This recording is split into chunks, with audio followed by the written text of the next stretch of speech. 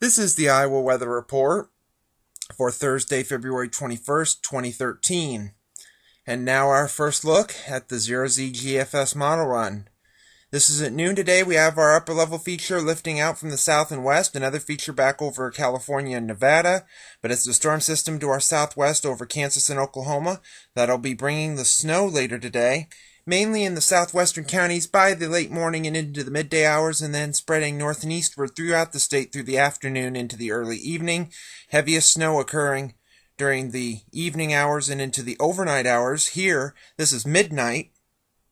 Friday morning, you can see the heaviest snow over the eastern two-thirds of the state at that point, with the low pressure between Kansas City and Joplin. And then 12 hours later at noon Friday, you see the snow is starting to let up. Still some light snow or a few flurries across most of the state. The heaviest snow over the states of Wisconsin and north and east. This is the probability of snowfall from HPC. This is of 2 inches of snow. This is through Friday evening at 6 o'clock. You can see, well, that chance is pretty good that we're going to get at least 2 inches of snow across the state.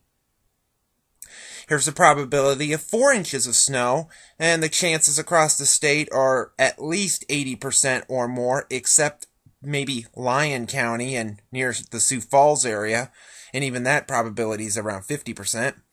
And here's the probability of seeing at least 8 inches of snow or more. Now, the probabilities drop at least to 50% from about Highway 30 to Cedar Rapids and then south down Highway 218 and points south and west of that.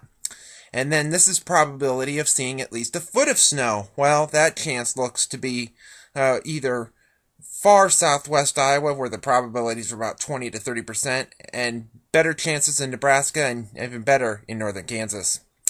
Here is the NAM run, the 0Z NAM. This is using a 10-to-1 ratio. And you can see the snowfall amounts are way less, about 4 inches in the north to about 8 to 10 in the south. Now, this is using another algorithm that takes into account different ratio, or what they think the ratio will be, and the ratio is going to be higher with this storm, so these totals may be a bit too high, but the other one's too low.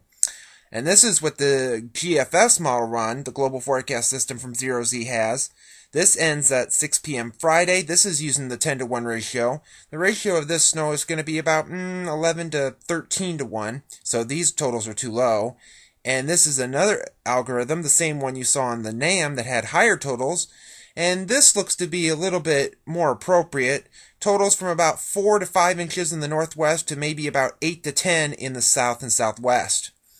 So that storm moves away Saturday and it clears out, but not quite. We'll see partly sunny skies, a few peaks of sun, with highs in the 20s, maybe around 30.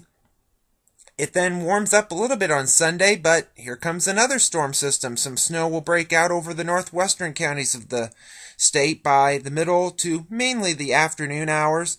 Temperatures will be mainly in the 20s and 30s, and by midnight Monday morning, the low pressure will be near Kirksville, Missouri, or between there and Ottumwa. We could see some snow, maybe a little bit of rain, maybe a little bit of freezing rain. We'll have to see. And then by noon, that low has barely moved. It is now near about Dubuque or Davenport or Muscatine. And snow, maybe some moderate snow, maybe some accumulating snow, if this is right. And then Tuesday, that moves off, but we could still see some lingering clouds with maybe a few flurries, mainly along the Mississippi River and into Illinois and Wisconsin. And another storm off to our west we'll have to watch. And that system to our west will dive through around the base of that low, departing into eastern Canada, so a few flurries or light snow showers are possible over the southern and southwestern counties here Wednesday. Maybe a dusting or a half-inch possible. And a week from today, next Thursday, we have a big upper-level feature. That's the second storm system, still rotating around Quebec and eastern and southern Ontario and the eastern Great Lakes.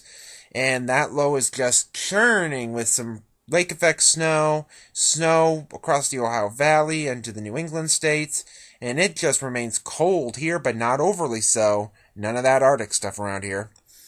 couple days after that, as we head into Voodoo on March the 4th, we have an upper level feature off the East Coast.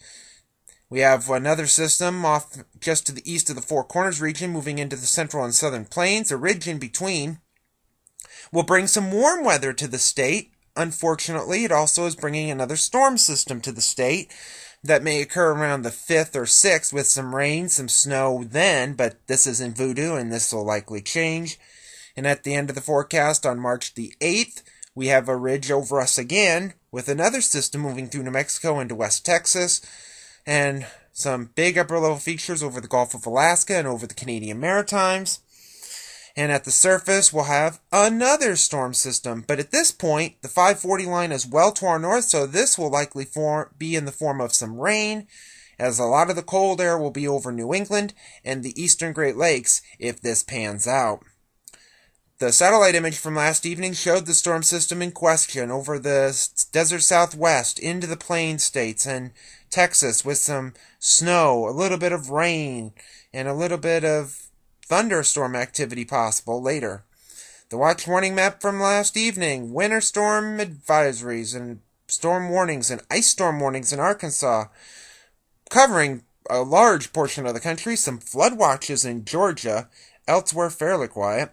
But the QPF chart doesn't look very quiet. This is the precipitation through Monday evening at 6 o'clock, showing some decent amounts of precipitation, maybe 1/2 to 1 1/4 inches of liquid. This is with 2 storms the next couple days.